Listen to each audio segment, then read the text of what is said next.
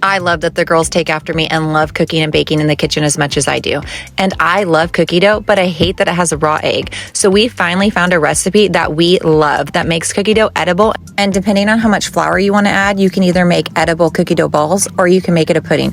We enjoy it as a pudding because the girls love to sit outside and enjoy it together. I love that while they're too busy eating the sugar-free chocolate chips, I add my NuBest protein powder that helps their brain, immunity, digestive, and development and growth. It has calcium, K2, D3, and the omegas 3, 6, and 9. And I know that they're getting a nutritious snack, and it's so delicious. Hey, are you guys supposed to be adding that to the cookie dough? I don't know. What are you eating? This treat is something that I have to make almost on a weekly basis because they love it so much.